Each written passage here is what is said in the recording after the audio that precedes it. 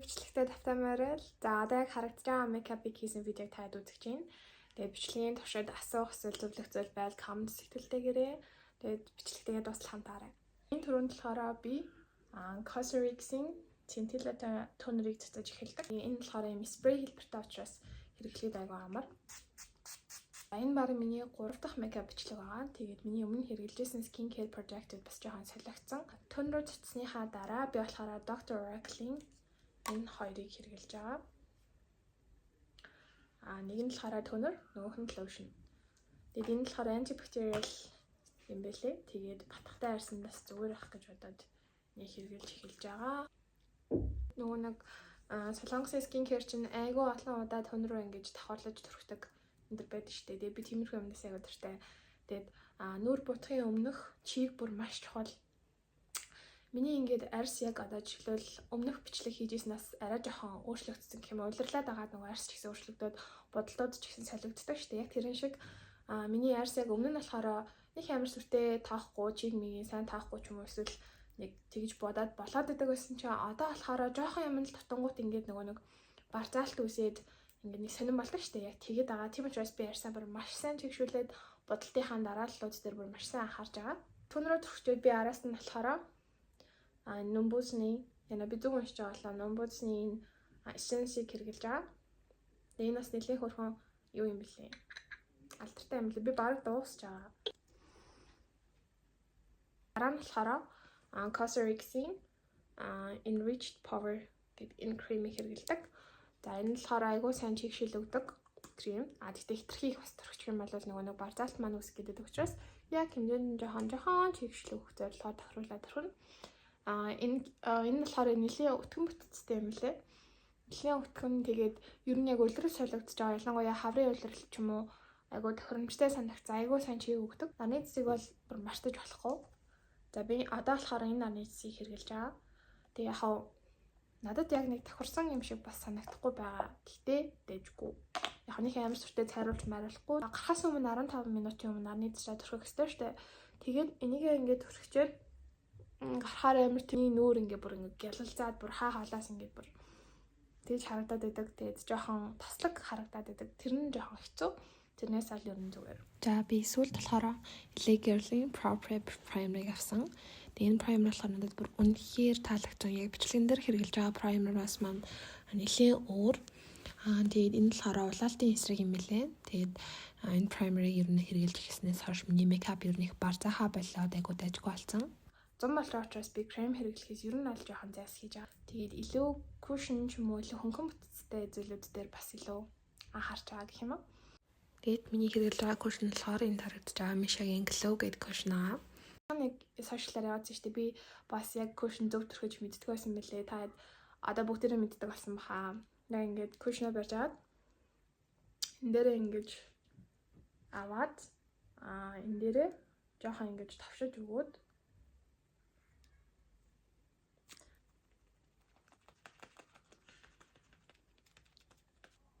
за ингэж харагдаж байна. Энэ болохоор cushion төрсөн тал, энэ болохоор төрхөйгүй тал. За би болохоор миний видеонуудыг үздэг хүмүүс бол угаасаа алижээ мэддэг болсон баг. Хөмсгөндөө болохоор Ruby Rose-ийн Melo-гийн юу хэрэгэлдэг? Brow gel.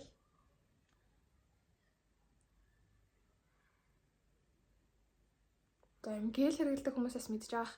Гелээс аягүй их аваад ингэж уг нь бол би cushions-наас өмнө хэрэгэлдэг. Гэхдээ сайн мартчихлаа.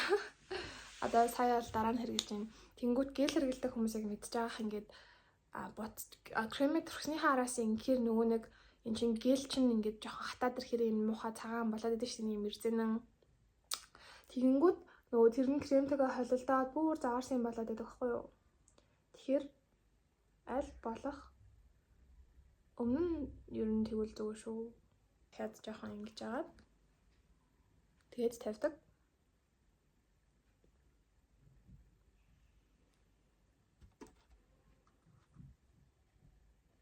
Араас нь болохоор өөрийнх нь энэгээр powder болохоор тавьжаад жоохон хүлээж агаад ингэдэж штэ тэрийг би бас ашигладаг.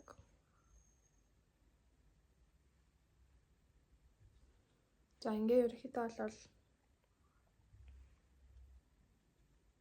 хоёр нүднийхээ дотолд дох сэрээ тавилаа. За ингээ жоохон байж агаад нэгээ сайхан swipe хийгээл болоо. За миний одоо хэрэглэж байгаа болохоор Ramen-ийн им судраа. Энэ болохоор 2 номертой юм байна. Тэгтээ багсаа авч агаад дэсээ ингэж хаваад нэг амар сүртэй сүдэр тавьсан юм шиг энэ төр ерөөсөө мэдэгддэг юм байлээ. Тэгээ начиг юм хөнгөн бодолтон дуртай ч юм уу эсвэл жоох natural тал руугаа дуртай хүмүүст олвол айгу зүгээр санагдсан. Жохон явуулаад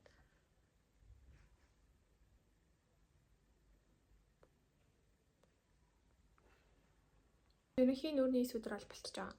Тэгэнгүүтээ би хамраа сүдэрдэг. Хамраа болохоор нэг юм зүгээр л юм жижиг багсаар яг энэ хөмсөний уртлаасаа төлөвлөж аваад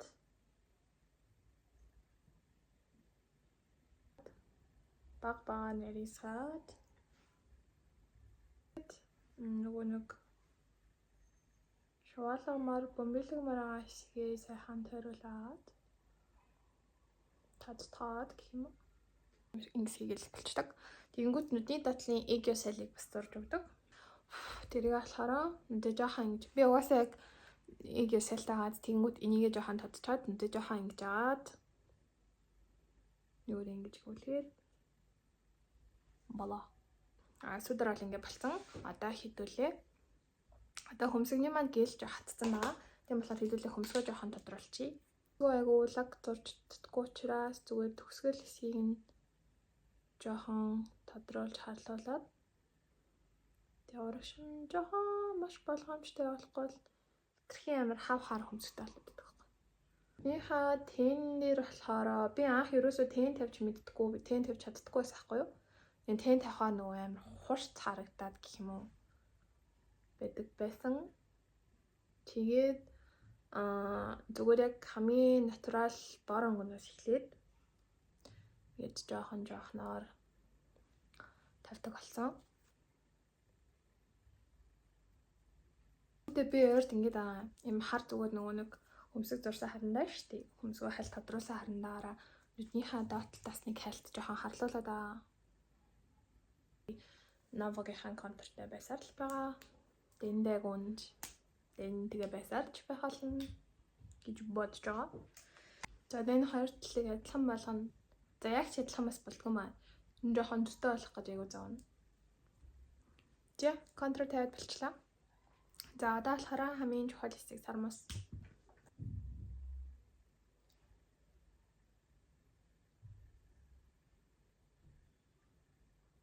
Бодог болохоор Vecmac-ийн уртсагчтай юм сармусны бодог байгаа. Тэгэд би уг нь өтгөрөөлөгчтэйг авч туршиж үзчихсэн. Тэгтээ тэр нь дууссан байсан. Тэгээд ямартаж уртсагчтайг нь авсан. Доторхын юуг нь харуулаад ийм самтай. Сам. За тэгээд эхлээд нь болохоор яг угаас нь дэвшлүүлнэ.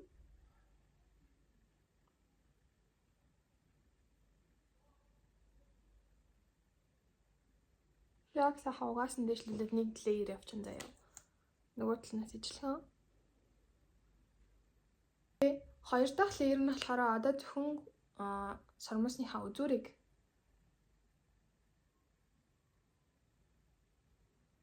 хайлайтыг болохоор Colure-ийн энэ хайлайтрыг хэрэглэдэг дөрөвтэй. Тэгээ энийг айгу удаж байна. Би бараг жилийн өмнө авсан юм лүү. Айгу удаж байна надаа. Тэгээ айгу гоё бас. Миний ихэнх хэрэглэдэг өнгө нь гэх юм бол энэ шар. Тэгээд энэ цагаан. Тэгээ энийг хаяа нэг хэрэглэдэг. Энийг бол бараг ерөөсөө хэрэглэдэггүй шахав. Тэнгүүт эхлээд нь шараас нь болохоор ингэж авч чад хамааныхаа үзүүр дээр ингээд дараа нь яг хамааныхаа нуруун дээр энэ цагаан туяатаас нь жоо авч чад энэ хацарныхаа энэ дээдлээсүүд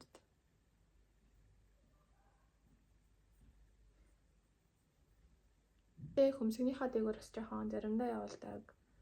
Заримдаа явуулдаггүй. Ингээд бас арай нөгөө нэг бүр амар хүнд харагдаад байсан бодолт маань арай жоохон glowy болж эхэлж байгаа гэсэн. За одоо хэдүүлээ сармус хатсан байх дэрүүлээ. Бараг болчлаа. Энэ класс ашигладаг ерөөсөө липстик ашиглаж чаддаггүй. Хуурай уралтай хийж байгаа юм чаддаггүй. Манай клови уралтай хайгуу дуртай. Энэ болохоор класс ашигладаг. За эхлээд нь болохоор юм өнгөгүй шахуу класс төрхэд. Тэгээд жоохон өнгө оруулъя гэдэг бол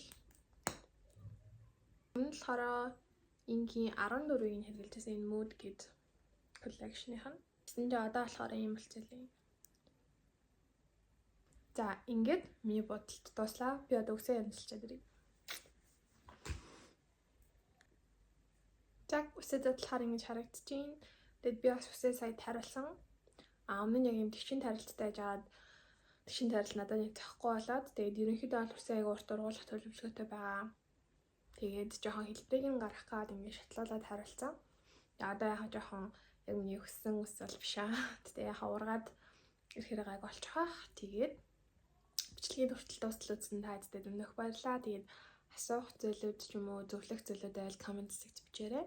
Тэгээд дараагийн хамтлагаар уулзлаа. Бай бай.